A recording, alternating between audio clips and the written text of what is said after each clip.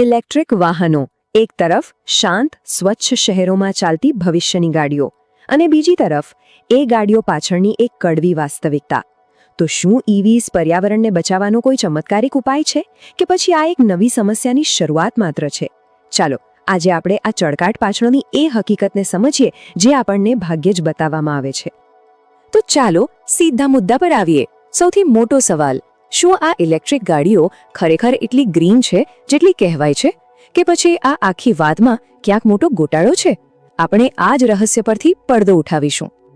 જુઓ, ઈવીઝનું સૌથી મોટું વચન શું છે? શૂન્ય ઉત્સર્જન, એટલે કે કોઈ ધુમાડો નહીં. જરા કલ્પના તો કરો એવા શહેરોની જ્યાં ગાડીઓ તો દોડે છે પણ હવા એકદમ સ્વચ્છ રહે છે. આ વિચાર જ કેટલો ક્રાંતિકારી છે, ખાસ કરીને જ્યારે આપણે જાણીએ છીએ કે પરિવહન આપણા પર્યાવરણને કેટલું નુકસાન પહોંચાડી રહ્યું છે.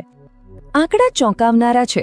છેલ્લા 10 જ વર્ષમાં ભારતના પરિવહન ક્ષેત્રમાંથી થતું CO2 ઉત્સર્જન 3 ગણું વધી ગયું છે અને આ માટે મોટે ભાગે આપણી પેટ્રોલ અને ડીઝલ ગાડીઓ જવાબદાર છે. એ સ્પષ્ટ છે કે હવે આપણને એક નવા સ્વચ્છ વિકલ્પની તાત્કાલિક જરૂર છે.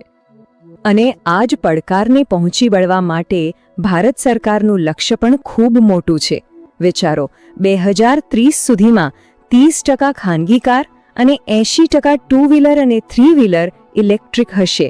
આ કોઈ નાનો સૂનો ફેરફાર નથી, આ તો આખી સિસ્ટમ બદલવાની વાત છે. પણ અહીંથી જ કહાનીમાં એક મોટો વળાંક આવે છે. પેલી ચમકતી ગાડીની સૌથી જરૂરી વસ્તુ, તેની બેટરી.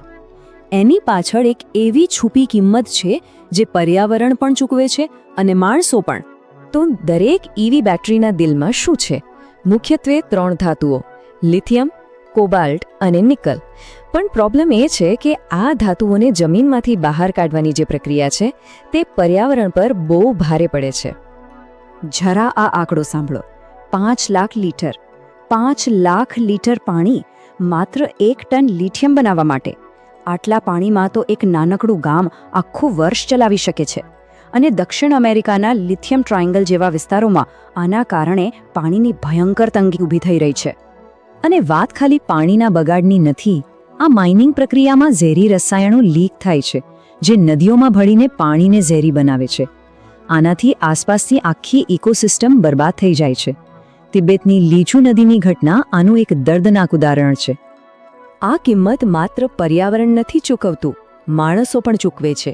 દુનિયાનું મોટાભાગનું કોબાલ્ટ કોંગો જેવા દેશોમાંથી આવે છે. અને દુઃખની વાત એ છે કે ત્યાં ઘણીવાર બાળકોને ખાણોમાં અત્યંત જોખમી પરિસ્થિતિઓમાં કામ કરવા માટે મજબૂર કરવામાં આવે છે. આપણી ગ્રીન કાર પાછળની આ એક કડવી અને અંધારી વાસ્તવિકતા છે જે કોઈ જોવા માંગતું નથી. પણ વાત અહીંયા પૂરી નથી થતી. બેટરી તો એક ભાગ છે. ઈવી બનાવવાની જે આખી ફેક્ટરી પ્રોસેસ છે એ પોતે જ એક મોટો કાર્બન ફૂટપ્રિન્ટ છોડે છે. એક એવું સત્ય જેની પર ભાગ્યે જ ધ્યાન આપવામાં આવે છે.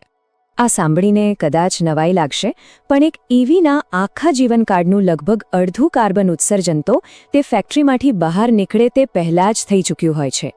તેની સરખામણીમાં પેટ્રોલ કાર માટે આ આંકડો ઘણો ઓછો છે.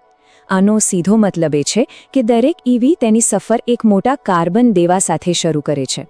મતલબ કે એક ઇલેક્ટ્રિક કાર રસ્તા પર 1 કિલોમીટર ચાલે તે પહેલાં જ તેના ઉત્પાદનમાં 4 થી 10 ટન CO2 વાતાવરણમાં ભળી ચૂક્યો હોય છે. અને આ કાર્બન દેવું મુખ્યત્વે તેની બેટરીના ઉત્પાદનમાં વપરાતી ભારે માત્રામાં ઊર્જાને કારણે હોય છે. તો શું આનો મતલબ એ થયો કે ઈવીઝ એક મોટી ભૂલ છે? ના, બિલકુલ નહીં. અત્યાર સુધી આપણે સિક્કાની માત્ર એક બાજુ જોઈ. હવે ખરી વાત શરૂ થાય છે જ્યારે આ ગાડીઓ રસ્તા પર ઉતરે છે અને ચાલવાનું શરૂ કરે છે. અને અહીંયા જ આખી ગેમ પલટાઈ જાય છે. ભલે ઉત્પાદનમાં વધુ કાર્બન ખર્ચાય, પણ લાંબા ગાળે એક ઈવી પેટ્રોલ કાર કરતાં 50% સુધી ઓછું પ્રદૂષણ કરે છે. કઈ રીતે? કારણ કે એકવાર તે રસ્તા પર આવી જાય પછી તે દરરોજ દરેક કિલોમીટરે શૂન્ય ઉત્સર્જન કરે છે. આને કહેવાય છે કાર્બન બ્રેક ઇવન પોઈન્ટ. એટલે કે ઉત્પાદન દરમિયાન જે વધારાનું કાર્બન ઉત્સર્જન થયું હતું તેને ભરપાઈ કરવા માટે ઈવીને લગભગ 5 થી 8 વર્ષ ચલાવવી પડે છે. અને એકવાર એ પોઈન્ટ ક્રોસ થઈ જાય પછીનો દરેક કિલોમીટર પર્યાવરણ માટે એક ચોખ્ખો ફાયદો છે. પણ એક મિનિટ, અહીં એક મોટો પરંતુ છે. ઈવી ખરેખર કેટલી સ્વચ્છ છે તેનો બધો આધાર એ વાત પર છે કે તેને ચાર્જ કરવા માટે વીજળી ક્યાંથી આવે છે. જો આપણી ઝીરો એમિશન કાર એવા પાવર પ્લાન્ટની વીજળીથી ચાર્જ થાય છે જે કોલસો બાળીને ચાલે છે, તો શું આપણે ખરેખર પ્રદૂષણ ઘટાડ્યું કે પછી ખાલી પ્રદૂષણની જગ્યા બદલી? કારના સાયલેન્સરમાંથી પાવર પ્લાન્ટની ચીમની સુધી, અને ભારતમાં આપણી અડધાથી વધુ વીજળી આજે પણ કોલસાથી જ બને છે. આ એક મોટો સવાલ છે. તો એ સ્પષ્ટ છે કે ઈવીઝ કોઈ જાદુઈ છડી નથી, તેમાં ખામીઓ છે. પણ સારી વાત એ છે કે તેમાં સુધારાની ઘણી શક્યતાઓ પણ છે. તો એક સાચા અર્થમાં ગ્રીન ભવિષ્ય માટે આપણે કયા પગલાં ભરવા પડશે? ખરેખર ગ્રીન ઈવી ભવિષ્ય માટે આપણે 3 મોરચે એક સાથે કામ કરવું પડશે. પહેલું, માઇનિંગને વધુ જવાબદાર અને ટકાઉ બનાવવું. બીજું, આપણા પાવર ગ્રીડને કોલસામાંથી હટાવીને સૌર અને પવન ઉર્જા જેવા રિન્યુએબલ સ્ત્રોતો પર લાવવો.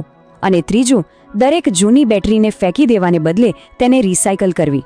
આ 3 વસ્તુઓ એક સાથે કરવી પડશે. અને અત્યારે આપણી સૌથી મોટી સમસ્યા શું છે? જૂની બેટરીઓ. હાલમાં મોટાભાગની બેટરીઓ કચરાના ઢગલામાં ફેંકી દેવામાં આવે છે, જે એક ઝેરી ટાઈમ બોમ્બ જેવી છે. પણ જરા વિચારો, જો આપણે આ જ બેટરીઓને વ્યવસ્થિત રીતે રિસાયકલ કરીએ તો તે ભવિષ્યની ખાણો બની શકે છે. આ માત્ર કચરો ઘટાડવાની વાત નથી, આ એક આખી સર્ક્યુલર ઇકોનોમી બનાવવાનો રસ્તો છે. તો અંતમાં આપણે ક્યાં પહોંચ્યા? ઈવીઝ કોઈ જાદુઈ ઉકેલ નથી. એ અપૂર્ણ છે, જટિલ છે અને તેની સાથે જોડાયેલા પોતાના પડકારો છે.